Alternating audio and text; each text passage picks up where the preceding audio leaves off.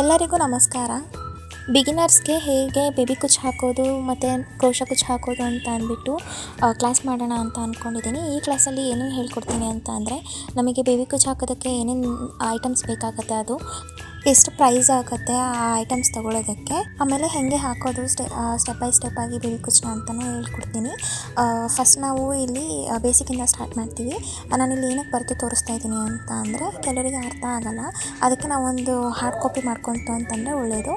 ಈಗ ನಾನು ಬೇಬಿ ಕುಚ್ಚಿಗೆ ಬೇಕಾಗಿರೋ ಐಟಮ್ಸ್ ಏನೇನು ಅಂತ ಹೇಳ್ತೀನಿ. ಅದಕ್ಕೂ ಮುಂಚೆ ಯಾರು ನನ್ನ ಚಾನಲ್ನ ಸಬ್ಸ್ಕ್ರೈಬ್ ಮಾಡ್ಕೊಂಡಿಲ್ಲ ಮಾಡ್ಕೊಳ್ಳಿ. ನಾನೇನಾದರೂ ಹೊಸ ವೀಡಿಯೋಸ್ಗಳನ್ನ ಅಪ್ಲೋಡ್ ಮಾಡ್ತಾ ಅಂತಂದರೆ ನಿಮಗೆ ನೋಟಿಫಿಕೇಷನ್ ಬರುತ್ತೆ. ಆ್ಯಂಡ್ ಕೊನೆ ತನಕ ವೀಡಿಯೋಸ್ನ ನೋಡಿ, ಯಾಕೆ ಅಂತಂದರೆ ನಿಮಗೆ ಪೂರ್ತಿ ಅರ್ಥ ಆಗಬೇಕು ನೀಟಾಗಿ ಅಂತ ಅಂದರೆ ವೀಡಿಯೋನ ಪೂರ್ತಿ ಕಂಪ್ಲೀಟಾಗಿ ನೋಡಬೇಕಾಗತ್ತೆ. ನಾನು ಇಲ್ಲಿ ಡೀಟೇಲ್ಡಾಗಿ ಎಲ್ಲದನ್ನು ಹೇಳ್ಕೊಟ್ಟಿದ್ದೀನಿ. ಅಂದರೆ ಬಿಗಿನರ್ಸ್ಗಳಿಗೆ ಹೇಗೆ ಏನು ಅಂತ ಎಲ್ಲ ಹೇಳ್ಕೊಟ್ಟಿದ್ದೀನಿ. ನಿಮಗೆ ಏನೇ ಡೌಟ್ಸ್ ಇತ್ತು ಅಂತಂದರೆ ಕಮೆಂಟ್ ಸೆಕ್ಷನಲ್ಲಿ ಕಮೆಂಟ್ ಮಾಡಿ, ನಾನು ಅದೇ ನೆಕ್ಸ್ಟ್ ವೀಡಿಯೋದಲ್ಲಿ ಹೇಳ್ತೀನಿ. ನಮಗೆ ಗೊತ್ತಿರೋ ಹಾಗೆ ಎಲ್ಲರೂ ಥ್ರೆಡ್ಸ್ ತೊಗೊಂಡು ಡೈರೆಕ್ಟಾಗಿ ಹೇಳ್ಕೊಡ್ತಾರೆ. ಬಟ್ ನಾವು ಆ ಥರ ಹೋಯಿತು ಅಂತಂದರೆ ಆ ಬಿಗಿನರ್ಸ್ಗೆ ಅದು ಅರ್ಥ ಆಗೋಲ್ಲ. ಸೊ ನಾನು ಈ ಥರ ಹೇಳ್ಕೊಡೋಣ ಅಂತ ಅಂದ್ಬಿಟ್ಟು ಹೊಸದಾಗಿ ಪ್ರಯತ್ನ ಪಡ್ತಾ ಇದ್ದೀನಿ. ಬಿಗಿನರ್ಸ್ಗೆ ಈ ಮೆಥಡ್ ತುಂಬ ಇಷ್ಟ ಆಗ್ಬೋದು ಅಂದ್ಕೊತೀನಿ. ಯಾಕೆ ಅಂದರೆ ಸ್ಟೆಪ್ ಬೈ ಸ್ಟೆಪ್ಪಾಗಿ ಏನೇನು ಬೇಕು ಆ್ಯಂಡ್ ಹೆಂಗೆ ಹಾಕೋದು ಅದೆಲ್ಲ ನಾವು ವಿಜುವಲಾಗಿ ತೋರಿಸ್ತು ಅಂತ ಅಂದರೆ, ಆವಾಗ ಥ್ರೆಡ್ಸ್ ತೊಗೊಂಡು ಯೂಸ್ ಮಾಡಿಕೊಂಡು ಹೇಗೆ ಹಾಕೋದು ಅಂತ ಅವ್ರಿಗೆ ಗೊತ್ತಾಗುತ್ತೆ.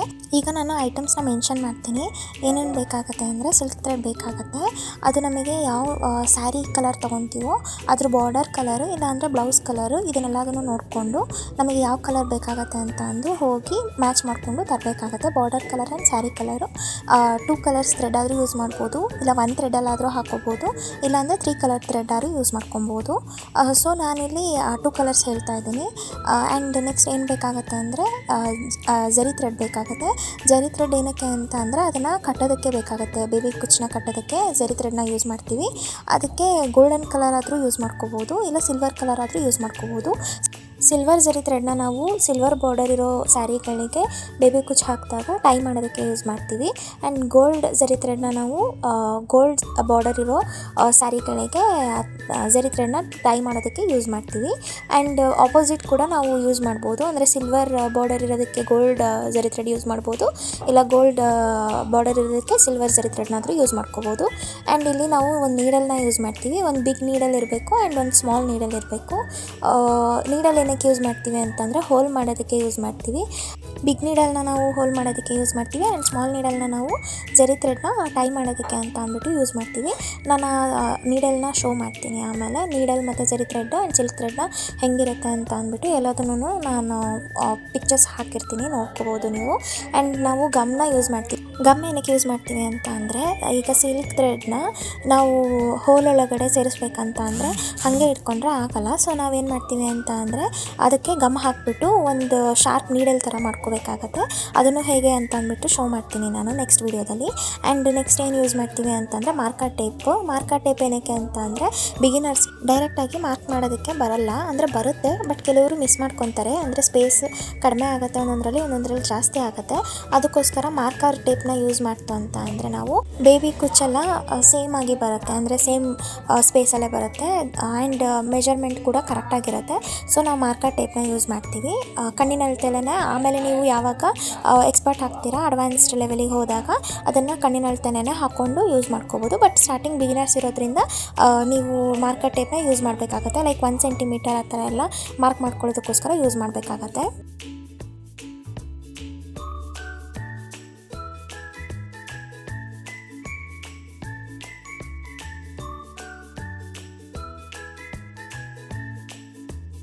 ಆ್ಯಂಡ್ ಎಲ್ಲರೂ ಎಷ್ಟಾಗ್ಬೋದೋ ಏನೋ ಪ್ರೈಸು ಇದನ್ನೆಲ್ಲ ತೊಗೊಳೋದಕ್ಕೆ, ಬೇಬಿ ಕುಚ್ಚು ಹಾಕೋದಕ್ಕೆ ಅಂತೆಲ್ಲ ಅನ್ಕೋಬೋದು. ನಾವು ನಾರ್ಮಲಾಗಿ ಔಟ್ಸೈಡ್ ಬೇಬಿ ಕುಚ್ಚಿಗೆ ಅಂತ ಕೊಡ್ತೀವಿ ಅಂತ ಅಂದ್ರೂ ಒಂದು 300 to 400 ಆ ಥರ ತೊಗೊತಾರೆ. ಬೋಟಿಕಲ್ಲೆಲ್ಲ 400 to 500 ತೊಗೋತಾರೆ. ಆ್ಯಂಡ್ ನಾರ್ಮಲ್ ಮನೇಲಿ ಹಾಕೋರು ಇಲ್ಲ ಶಾಪಲ್ಲಿರೋರೆಲ್ಲ ಒಂದು 300 to 250 ಎಲ್ಲ ತೊಗೊತಾರೆ. ಸೊ ನಾವು ಇಲ್ಲಿ ಬೇಬಿ ಕುಚ್ಚು ಹಾಕೋದಕ್ಕೆ ಎಷ್ಟು ಪ್ರೈಸ್ ಬೇಕಾಗುತ್ತೆ ಅಂದರೆ ಐಟಮ್ಸ್ಗಳಿಗೆ ಟೋಟಲ್ ಪ್ರೈಸ್ ಎಷ್ಟಾಗುತ್ತೆ ಅಂದರೆ 150 to 160 ರೂಪೀಸ್ ಅರೌಂಡ್ ಆಗುತ್ತೆ. ನಾನಿಲ್ಲಿ ಎಲ್ಲದಕ್ಕೂ ಎಷ್ಟೆಷ್ಟು ಪ್ರೈಸ್ ಬೇಕಾಗುತ್ತೆ ಅಂತ ಅಂದು ಮೆನ್ಷನ್ ಮಾಡ್ತೀನಿ. ಒಂದು ಸಿಲ್ಕ್ ಥ್ರೆಡ್ ನಾವು ತೊಗೋತೀವಿ ಅಂತ ಅಂದ್ರೂ ಅದಕ್ಕೆ ಒಂದು 20 ರುಪೀಸ್ ಅರೌಂಡ್ ಆಗುತ್ತೆ. 20 ಇಲ್ಲಾಂದರೆ ಇನ್ನೂ ಕಡಿಮೆ ಆಗ್ಬೋದು, ಕ್ವಾಲಿಟಿ ಮೇಲೆ ಡಿಪೆಂಡ್ ಆಗುತ್ತೆ. ಆ್ಯಂಡ್ ನೆಕ್ಸ್ಟ್ ನಾವು ಒಂದು ಝರಿ ಥ್ರೆಡ್ ತೊಗೊಂತು ಅಂತ ಅಂದರೆ ಅದಕ್ಕೊಂದು 10 to 15 ಸ್ಯಾರೀಸ್ ಬೇಬಿ ಕುಚ್ಚು ಹಾಕ್ಬೋದು. ಆ್ಯಂಡ್ ಅದ್ರ ಪ್ರೈಸ್ ಎಷ್ಟಾಗುತ್ತೆ ಅಂದರೆ 35 ರುಪೀಸ್ ಇಲ್ಲ 40 ರುಪೀಸ್ ಆಗುತ್ತೆ ಒಂದು ಝರಿ ಥ್ರೆಡ್ಡು. ಅದು ನೀವು ಗೋಲ್ಡನ್ ಕಲರ್ ಬೇಕಂದರೆ ಗೋಲ್ಡನ್ ಕಲರ್ ಆದ್ರೂ ತೊಗೋಬೋದು, ಸಿಲ್ವರ್ ಕಲರ್ ಬೇಕಂದರೆ ಸಿಲ್ವರ್ ಕಲರ್ ಆದ್ರೂ ತೊಗೋಬೋದು. ಆ್ಯಂಡ್ ನೀಡಲ್ ಎಷ್ಟಾಗುತ್ತೆ ಅಂದರೆ ಒಂದು ಚಿಕ್ಕದು ಸೂಜಿಗೆ ಒಂದು 5 to 6 ರುಪೀಸ್ ಇಲ್ಲ ಅಂದರೆ ಒಂದು 10 ರುಪೀಸ್ ಆಗ್ಬೋದು. ಆ್ಯಂಡ್ ದೊಡ್ಡ ನೀಡಲಿಗೆ ಒಂದು 20 ರುಪೀಸ್ ಆಗ್ಬೋದು. ಆ್ಯಂಡ್ ಅದು ಒಂದು 40 ರುಪೀಸ್ ಇಲ್ಲ ಅಂದರೆ 30 ರುಪೀಸಲ್ಲೆಲ್ಲ ಆಗೋಗುತ್ತೆ. ಟೋಟಲ್ ನಮಗೆ 2 ಬೇಕಾಗುತ್ತೆ. ಆ್ಯಂಡ್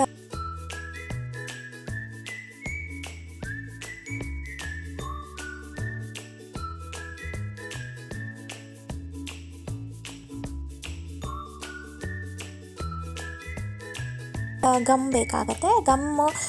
ಗಮ್ಮಿಗೆಲ್ಲ ಒಂದು 25 ರುಪೀಸ್ ಇಲ್ಲ ಅಂದರೆ 30 ರುಪೀಸ್ ತೊಗೊತಾರೆ ಚಿಕ್ಕದಕ್ಕೆ. ಆ್ಯಂಡ್ ಅದರಲ್ಲಿ ನೀವು ಏನಕ್ಕೆ ಯೂಸ್ ಮಾಡ್ತೀನಿ ಅಂತ ಆಲ್ರೆಡಿ ಹೇಳಿದ್ದೀನಿ. ಅದನ್ನಾದರೂ ಯೂಸ್ ಮಾಡ್ಕೋಬೋದು, ಇಲ್ಲ ಅಂತಂದರೆ ಟೇಪಲ್ಲಾದ್ರೂ ನೀವು ದಾರನ ಸುತ್ಕೋಬೋದು, ಇಲ್ಲ ದಾರದಲ್ಲಾದ್ರೂ ದಾರನ ಸುತ್ಕೋಬೋದು. ಅಂದರೆ ನೀಡಲ್ ಶೇಪಲ್ಲಿ ಮಾಡ್ಕೊಳ್ಳೋದಕ್ಕೆ ಟೇಪಲ್ಲಾದರೂ ಸುತ್ಕೋಬೋದು, ಇಲ್ಲ ಅಂದರೆ ಗಮ್ಮಲ್ಲಾದರೂ ನೀವು ಅದನ್ನು ಚೂಪಾಗಿ ಮಾಡ್ಕೋಬೋದು.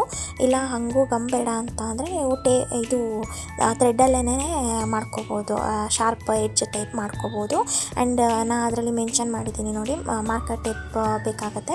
ಅದು 25 ರುಪೀಸ್, ಯಾಕೆಂದರೆ ಮಾರ್ಕ್ ಮಾಡ್ಕೊಳ್ಳೋದಕ್ಕೆ ನಮಗೆ ಎಷ್ಟು ಸೆಂಟಿಮೀಟರಲ್ಲಿ ನಾವು ಬೇಬಿ ಕುಚ್ಚು ಹಾಕಬೇಕಂತಂದು ಆಗುತ್ತೆ. ಸೊ ಎಲ್ಲ ಟೋಟಲ್ ಎಷ್ಟಾಗುತ್ತೆ ಅಂದರೆ ಒಂದು 150 ರುಪೀಸ್ ಅರೌಂಡ್ ಆಗುತ್ತೆ, ಇಲ್ಲ 160 ರುಪೀಸ್ ಆಗುತ್ತೆ. ಒನ್ ಟೈಮ್ ನೀವು ತೊಗೊಂತು ಅಂದರೆ ಒನ್ ಟೈಮ್ ಇನ್ವೆಸ್ಟ್ಮೆಂಟ್ ಇದು, ಬೇಬಿ ಕುಚ್ಚು ಹಾಕೋದಕ್ಕೆ ಈಸಿ ಆಗುತ್ತೆ.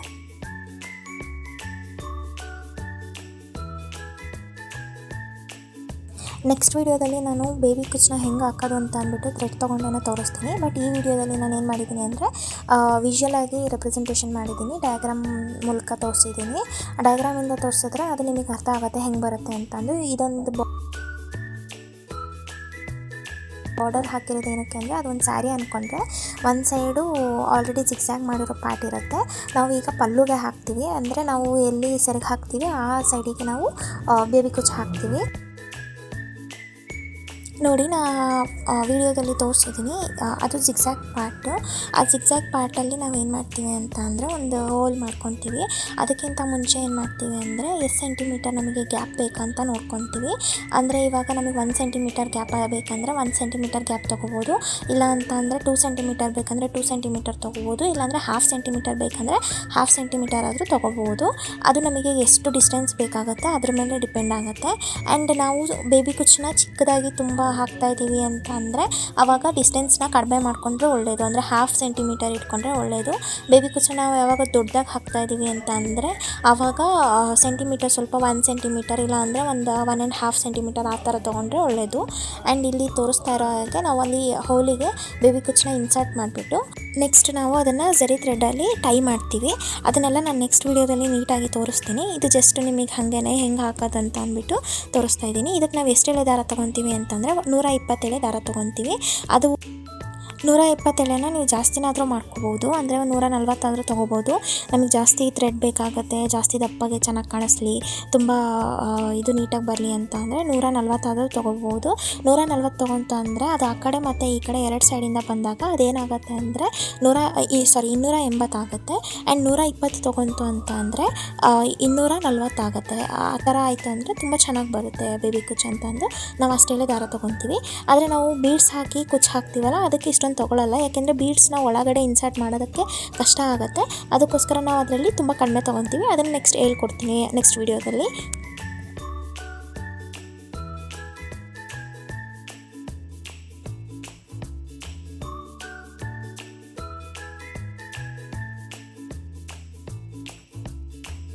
ನೋಡಿ, ಅಲ್ಲಿ ಬರ್ತಿದ್ದೀನಿ ಗೋಲ್ಡನ್ ಝರಿ ಥ್ರೆಡ್ ಹೆಂಗಿರುತ್ತೆ ಆ್ಯಂಡ್ ಎಲ್ಲಿ ಟೈ ಮಾಡಬೇಕಾಗತ್ತೆ, ಆ್ಯಂಡ್ ನೆಕ್ಸ್ಟ್ ಸಿಲ್ಕ್ ಥ್ರೆಡ್ನ ಎಲ್ಲಿಗೆ ಹಾಕಿದ್ದೀನಿ ಅಂತ ಅಂದ್ಬಿಟ್ಟು ಅದನ್ನೆಲ್ಲ ನಾನು ನೆಕ್ಸ್ಟ್ ವೀಡಿಯೋದಲ್ಲಿ ತೋರಿಸ್ಕೊಡ್ತೀನಿ ನೀಟಾಗಿ. ಆ್ಯಂಡ್ ನೆಕ್ಸ್ಟ್ ವೀಡಿಯೋದಲ್ಲಿ ನಾನು ಏನೇನು ಹೇಳ್ಕೊಡ್ತೀನಿ ಅಂತ ಅಂದರೆ ಹೇಗೆ ದಾರಾನ ಸುತ್ಕೋಬೇಕು, 127 ಇಲ್ಲ 147 ಹೆಂಗೆ ಸುತ್ಕೋಬೇಕು. ಆ್ಯಂಡ್ ನೆಕ್ಸ್ಟು ಹೇಗೆ ಗ್ಯಾಪ್ ತೊಗೊಂಡು ಎಲ್ಲಿ ಹೋಲ್ ಮಾಡ್ಕೋಬೇಕು. ಆ್ಯಂಡ್ ಹೆಂಗೆ ಝರಿ ಥ್ರೆಡ್ನ ಟೈ ಮಾಡಬೇಕು. ಆ್ಯಂಡ್ ಝರಿ ಥ್ರೆಡ್ ಟೈ ಮಾಡೋದಕ್ಕೆ ಯಾವ ರೀತಿಯಲ್ಲಿ ಟೈ ಮಾಡ್ಬೋದು ಅನ್ನೋ ಟಿಪ್ಸ್ ಜೊತೆಗೆ ನೆಕ್ಸ್ಟ್ ವೀಡಿಯೋ ಮಾಡ್ತೀನಿ. ಆ್ಯಂಡ್ ಸಿಲ್ಕ್ ಥ್ರೆಡ್ನ ಸ್ಟ್ರೈಟಾಗಿ ಬರೋದಕ್ಕೆ ಏನು ಯೂಸ್ ಮಾಡ್ಬೋದು ಅಂತ ಅಂದ್ಬಿಟ್ಟು ಅದನ್ನೆಲ್ಲ ನೀಟಾಗಿ ಡಿಟೇಲ್ಡಾಗಿ ವೀಡಿಯೋನ ನೆಕ್ಸ್ಟ್ ವೀಡಿಯೋದಲ್ಲಿ ಹಾಕ್ತೀನಿ. ಆ್ಯಂಡ್ ಇದು ನನ್ನ ಫಸ್ಟ್ ವೀಡಿಯೋ. ನಿಮಗೆಲ್ಲ ಇಷ್ಟ ಆಗಿತ್ತು ಅಂದರೆ ಲೈಕ್ ಮಾಡಿ, ಸಬ್ಸ್ಕ್ರೈಬ್ ಮಾಡಿ, ನನ್ನ ಚಾನಲ್ನ ಹೀಗೆ ಸಪೋರ್ಟ್ ಮಾಡ್ತಾಯಿರಿ. Thank you. ಎಲ್ರಿಗೂ ಧನ್ಯವಾದಗಳು.